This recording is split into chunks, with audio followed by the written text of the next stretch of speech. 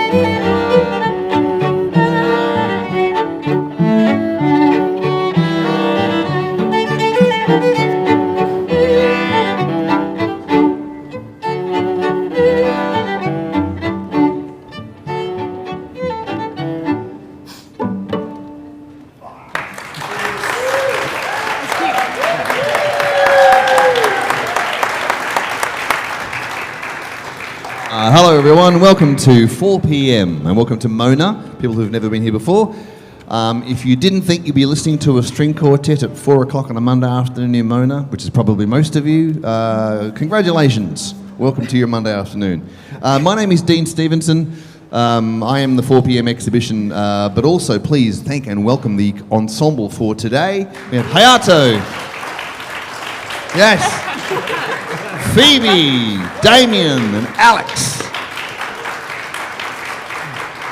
Now the reason why I want to feature the musicians is because each day at 4 p.m. it is the same four instruments. It's always a string quartet, but the musicians rotate. There's about 15 or 20 people who come through. So these guys probably haven't played before as a combination ever together, but they're about to play the piece that I wrote today, which is not the one you just heard. The one you just heard was from the 195th day that I've sat here at the piano in Mona writing new music. Nice little curtain raiser, and today is day 353. So that's how many days the installation has been going. New music every day. Obviously, if it's not obvious already, the installation is about the process of art as opposed to finishing shit.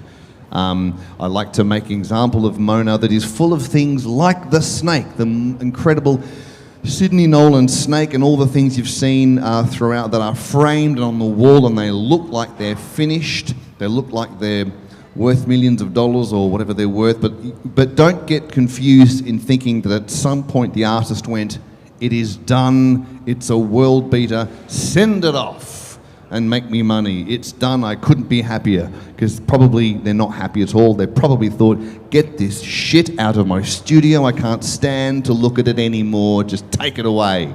So I've got a little disclaimer on the music stand that says, art is never really finished, it can only be abandoned in an interesting place. And so I decided to make an installation where at 4 p.m. I must have abandoned it by 4 because these musicians have arrived to play it every day. So today's piece, the 353rd day, I'm going to do a little quiz. Don't normally do this, but I'm going to do a little quiz with you. I watched a movie last night, and we're going to play the start of this, and I'm going to come back and see if you can guess what movie it was. Pretty clear to me. It was so clear, I was inspired by that. I don't normally have an inspiration, by the way. I do it to show up and just write whatever comes on the moment. But I did watch a movie last night, and I wrote the thing this morning and went, I wonder if it's actually the movie.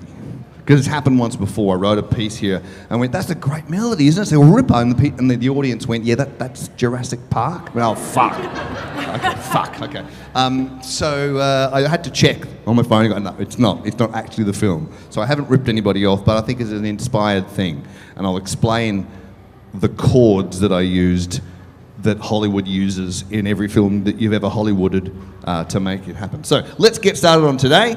We're going to do this thing called a rehearsal. We're going to stop and start a little bit as we bolt today together, bit by bit. You'll hear everything we do. Let's have an open chat about creativity and keep it alive, and we'll get going.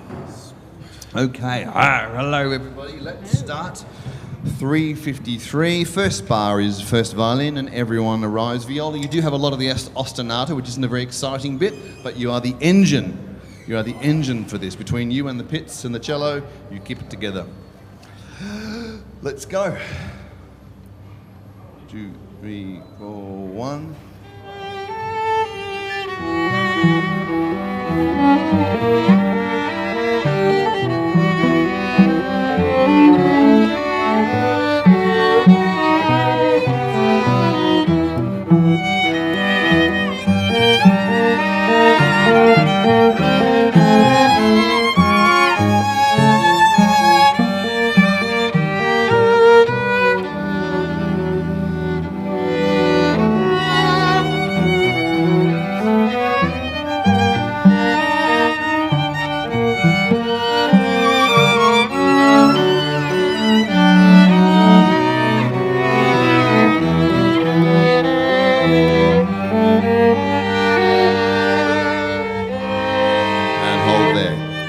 Sight read that for the first time. Like, hello, yes. Okay. Anyone think they know what film I saw? Ooh, I thought you'd get it straight away. Any hunches? Someone's going to be the first to say it. Okay, all right. It's in that first bar. Yeah. Let's just do bar from bar 1. So, no, from top again. Yeah. Ready?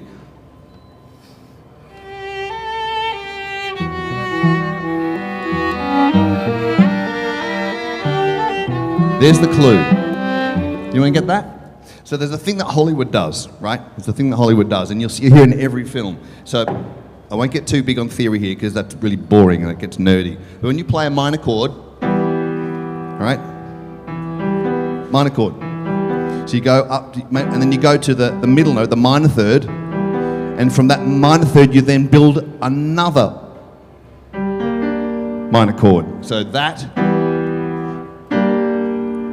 every fucking Hollywood film you've ever heard. That's the shift. Upper minor third. It's the drama like, and now, Mr. Bond, you will die. You know, that's the drama. And they all do that. So basically, I've just stolen that from this film that I saw, but it's really common in all the films. So that little shift there is the drama you feel. So it's what, sorry?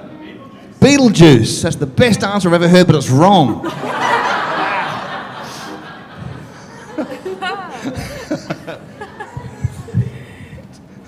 Well done. All right. Okay, let's swell, feel it from the top again.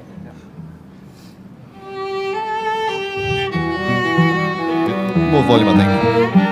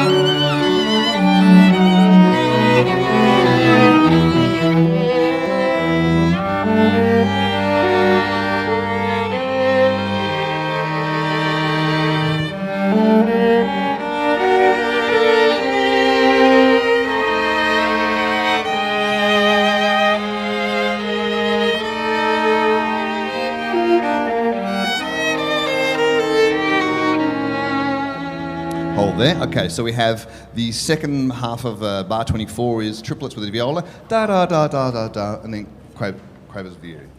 Dee dee dee da da da da da da da. This is the love sceney bit because there's always a love interest in every film. So nice. So Damien has the viola has the quavers into B, da da da da B. Should we just do from B, letter B?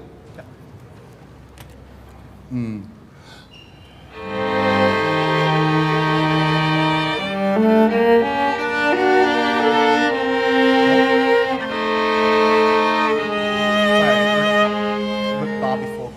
From B, we were going from B, yeah. Where was the triplets and the 24. Oh, sorry, 24, yeah. Oh, sorry. So it's between viola and yeah. If anyone's confused or interested in what we're talking about, or just wants to talk about what the fuck's going on, let's ask questions. Let's have a chat about creativity or questions if you've never seen a viola before, or if you've always wanted to talk to a cellist, haven't you? You've always wanted to ask a cellist how heavy it is. Does anyone care how heavy it is? That was yesterday. It's, yeah, I know. Okay. From letter B again. And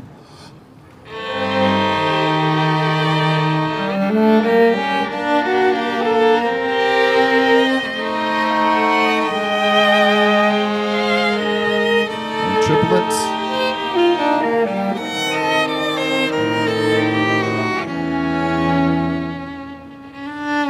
And then we have quaver on beat 4 by second violin. Yada. Yep. So upbeat into C, second violin. How's the upbeat?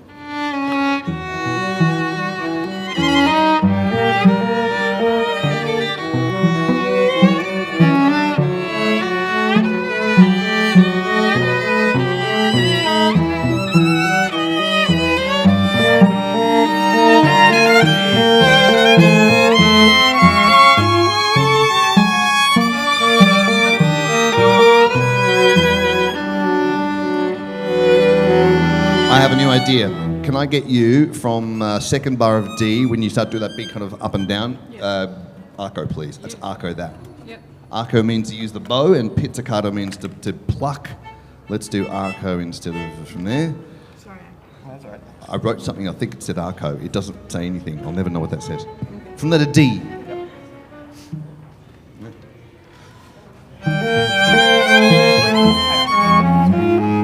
can we just do that again? Yeah. Yeah, okay.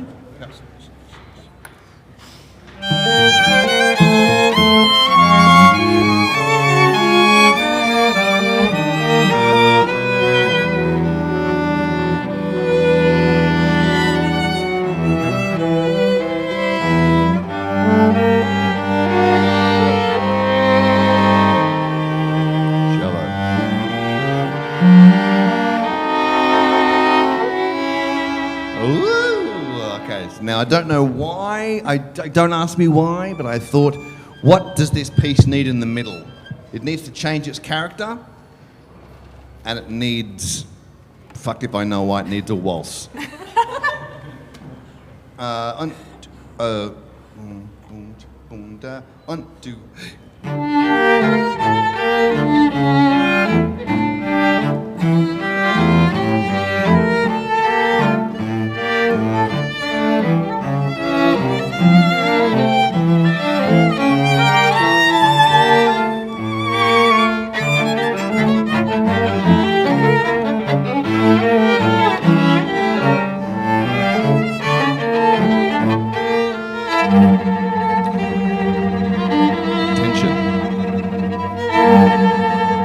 Shit's going down.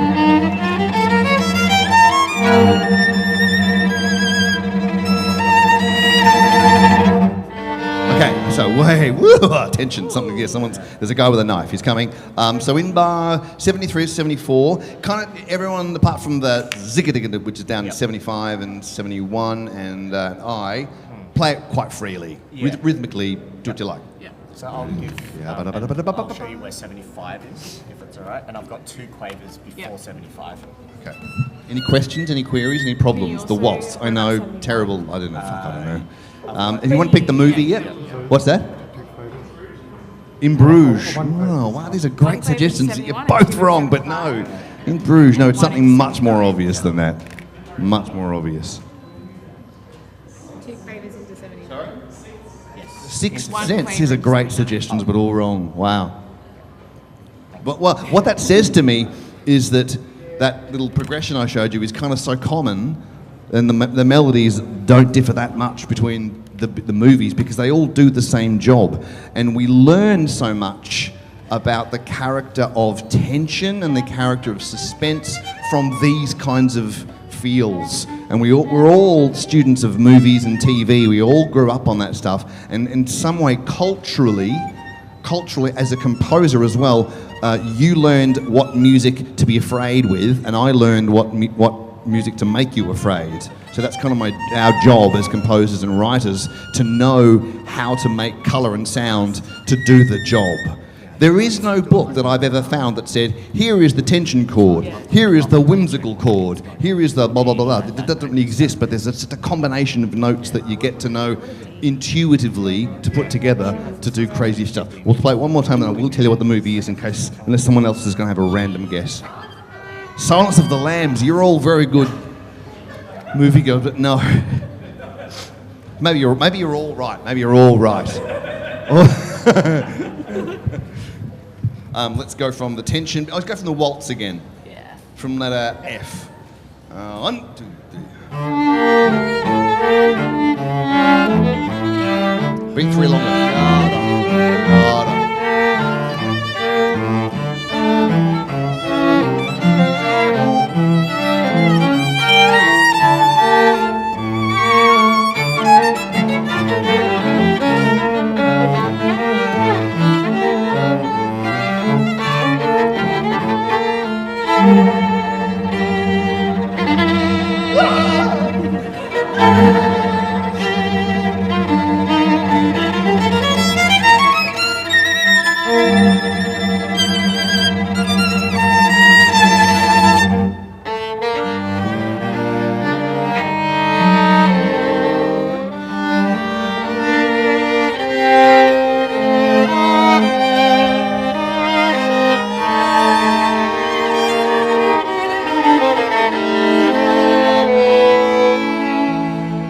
That was pretty impressive. Wow. Okay, so it went somewhere crazy. Yeah.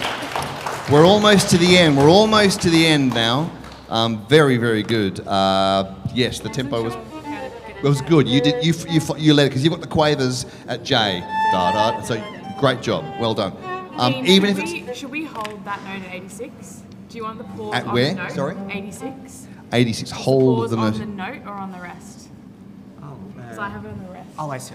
It's only cello and first that have that the note on the rest. Yep. And then from 87 for 4 bars, it's just cello. Take it as free as you like, and that last crotchet, and then you count it again. So let's go from where do you want to go from again? From I, letter I. Yeah. 1, 2, 3.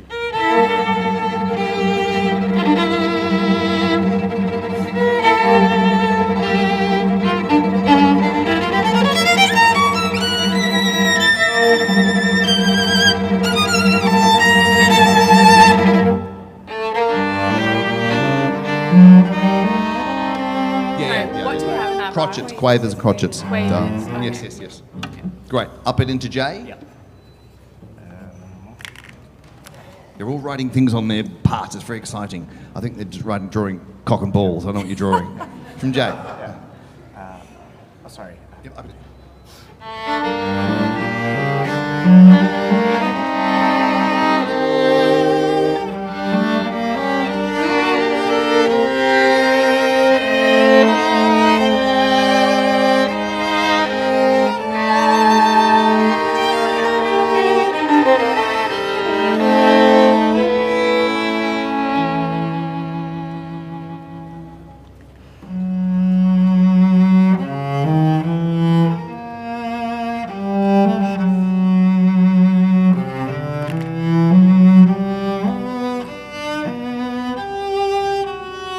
The film is Lord of the Rings.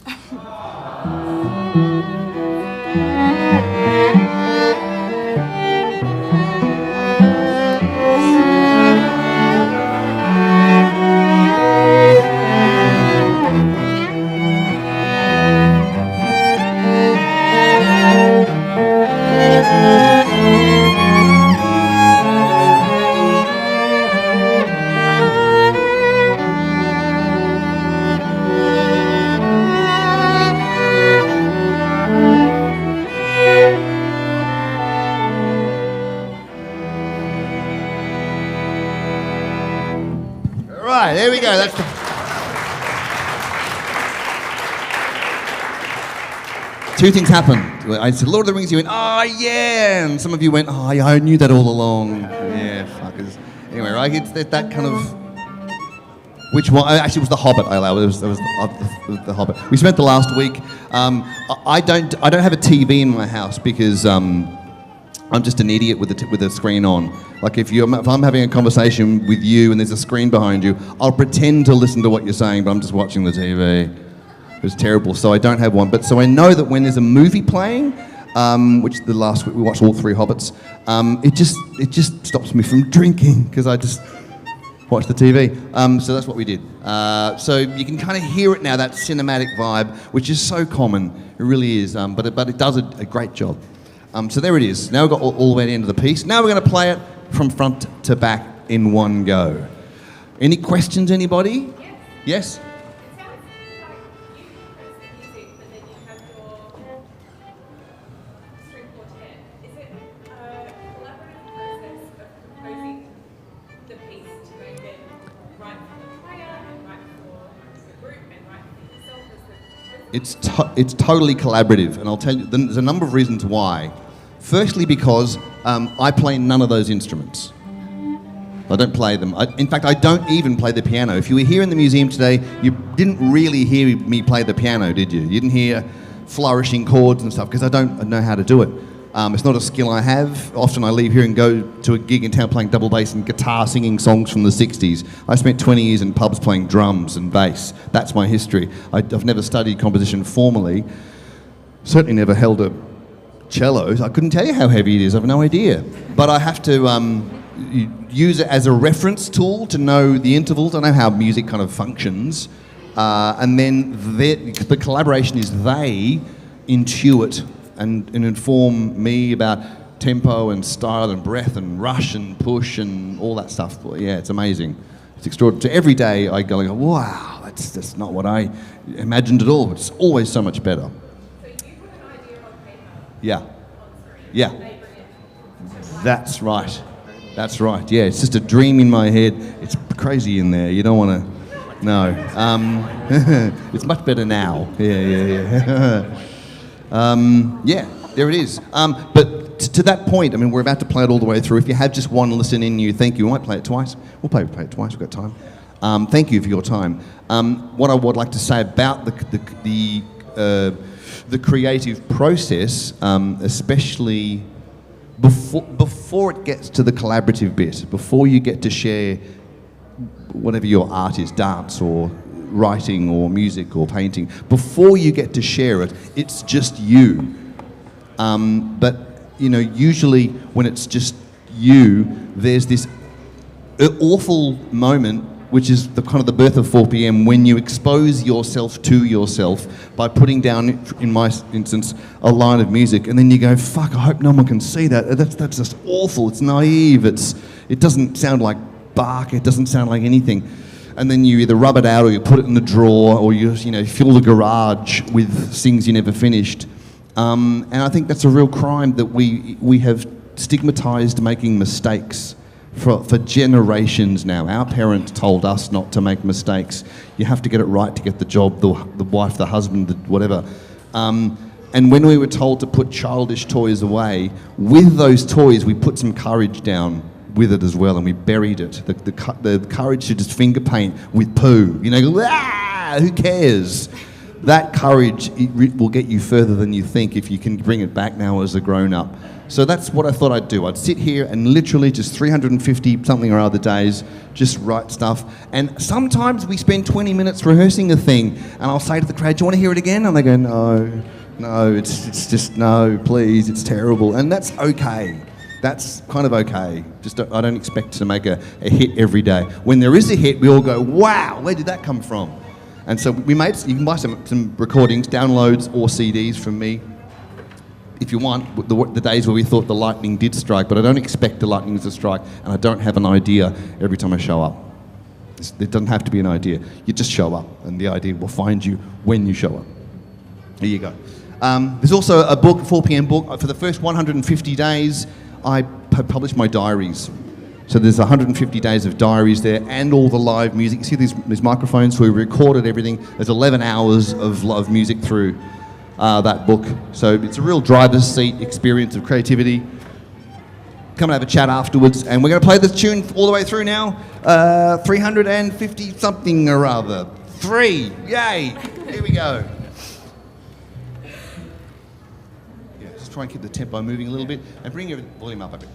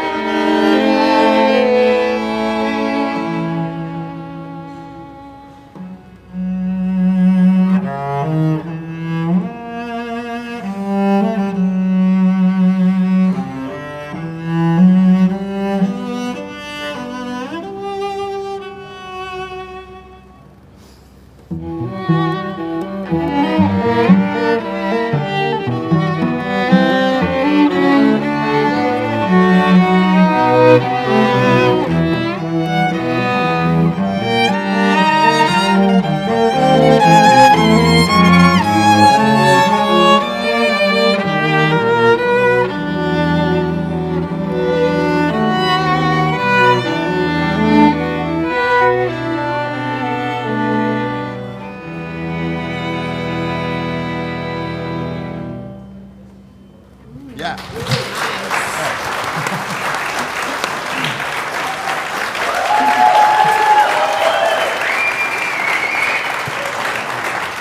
Hey out to Phoebe, Damien and Alex. There we go. That music didn't exist this morning, and there it is. And then next time it's a whole new thing to start again from scratch. Will that make an album? Probably not. Might make a movie. I don't know. Here, there it is. There, any questions? We'll run it again, and then we'll all go and see some more vaginas. Any questions? No? Okay. Want to run again without me? Sure. Good. I'm going to sit over here and finish my wine. It's always interesting when they do it by themselves because they're better when they do it themselves. So I'm over here if you want to come and chat about recordings and books. Here we go. Day 353. Yeah, I'll try and do it.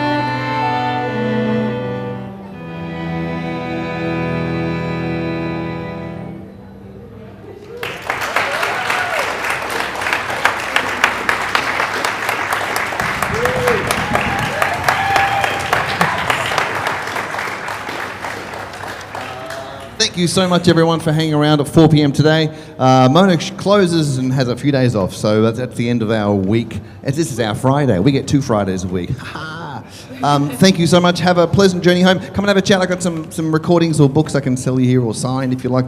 Otherwise, enjoy the shop upstairs. Have a great week. Thank you and good afternoon. Bye-bye.